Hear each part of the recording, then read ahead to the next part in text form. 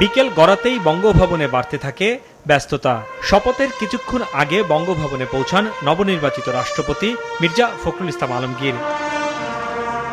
তার কিছুক্ষণ আগে দরবার হলে আসেন প্রধানমন্ত্রী তারেক রহমান। শপথের মূল আয়োজন বসে বঙ্গভবনের ঐতিহাসিক দরবার হলে। সন্ধ্যা 7:30টায় শুরু হয় রাষ্ট্রপতির শপথ গ্রহণ অনুষ্ঠান। জাতীয় সঙ্গীত ও পবিত্র কোরআন তিলাওয়াতের মধ্য দিয়ে শুরু হয় শপথ পর্বের সূচনা। এরপর জাতীয় সংসদের ভারপ্রাপ্ত স্পিকার ব্যারিস্টার কায়সার কামাল নবনির্বাচিত রাষ্ট্রপতি মির্জা ফখরুল ইসলাম আলমগীরকে রাষ্ট্রপতির শপথ বাক্য পাঠ করান। আমি মির্জা ফখরুল ইসলাম আলমগীর সশ্রদ্ধ চিত্তে শপথ বা দৃঢ়ভাবে ঘোষণা করিতেছি যে।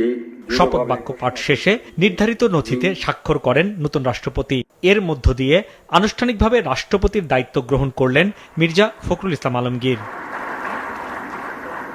রাষ্ট্রপতি হিসেবে তার দায়িত্ব গ্রহণের মধ্য দিয়ে বঙ্গভবনে শুরু হলো নতুন অধ্যায়।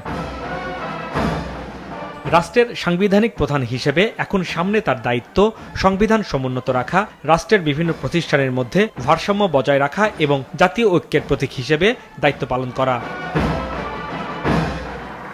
শপথ অনুষ্ঠানে আমন্ত্রিত অতিথিরা নতুন রাষ্ট্রপতিকে শুভেচ্ছা জানান। যখন দেশের সর্বোচ্চ অভিভাবক নিরপেক্ষভাবে কাজ করবেন তখন দেখবেন, কাজ করেন যখন, তখন দেখবেন যে সমাজের মধ্যে ন্যায় বিচার প্রতিষ্ঠিত হবে, আইনের শাসন নিশ্চিত হবে, আদালতগুলো সেখানে স্বাধীনভাবে কাজ করবে। এবং যেহেতু তিনি পুড় খাওয়া মানুষ, আমরা আশা করব দেশ এবং জাতির প্রতি তার কাছ থেকে অন্তত কোনো ইনসাফের ব্যতিক্রম কিছু হবে না। তিনি ইনসাফের ভিত্তিতেই সবার সাথে আচরণ করবেন এবং এই শপথটাও আজকে ইনি নিয়েছেন।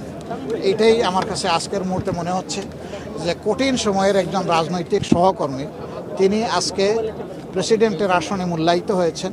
এটা আমার জন্য আনন্দের বিষয়। সর্বোচ্চ পদে আসীন হয়েছেন এমন একজন ব্যক্তিত্ব যার ভিতরে আমরা বিভিন্ন গুণের সমাহার দেখি।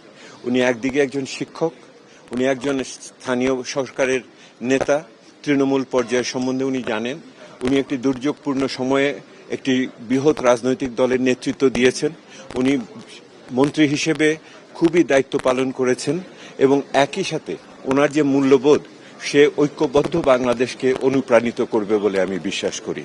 গতকাল জাতীয় সংসদে অনুষ্ঠিত নির্বাচনে মির্জা ফখরুল ইসলাম আলমগীর পান 255 ভোট, আর তার প্রতিদ্বন্দ্বী অবসরপ্রাপ্ত কর্নেল অলি আহমেদ পান 88 ভোট।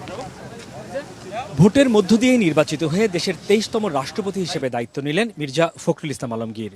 রাজপথ থেকে উঠে আসা এই রাজনীতিবিদ এখন বাসিন্দা হলেন এই বঙ্গভবনের।